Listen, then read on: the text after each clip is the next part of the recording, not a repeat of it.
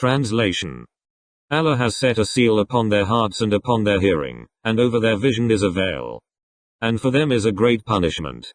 Tafsir. Favor withdrawn by Allah is a punishment. These two verses tell us that the other world is the place where one would receive the real punishment for one's disbelief or for some of one's sins. One may, however, receive some punishment for certain sins even in this world. Such a punishment sometimes takes a very grievous form, that is, the divine favor which helps one to reform oneself is withdrawn, so that, ignoring how one's deeds are to be assessed on the day of judgment, one keeps growing in disobedience and sin, and finally comes to lose even the awareness of evil.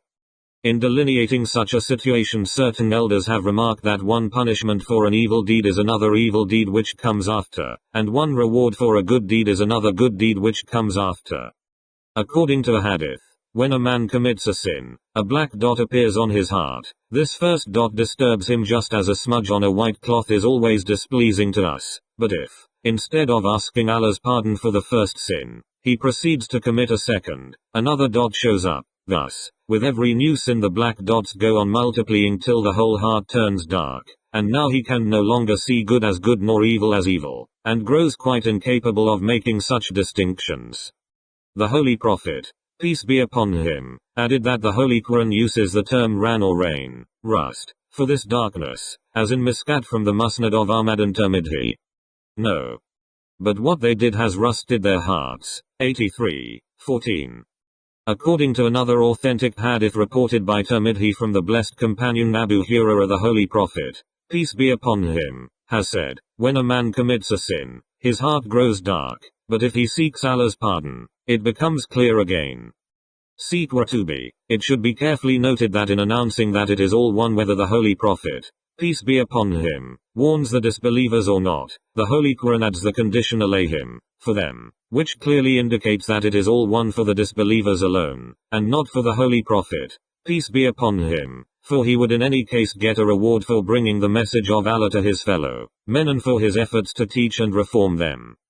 That is why there is not a single verse in the Holy Quran which should dissuade the Holy Prophet, peace be upon him, from calling even such people to Islam. From this we may infer that the man who strives to spread the word of Allah and to reform his fellow men does always get a reward for his good deed, even if he has not been effective. A doubt is removed. We may also answer a question which sometimes arises in connection with the second of these two verses that speaks of the hearts and the ears of the disbelievers having been sealed and of their eyes being covered.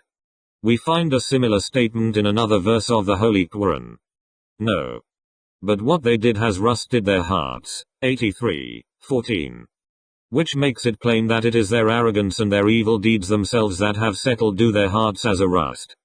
In the verse under discussion, it is this very rust which has been described as a seal or a covering.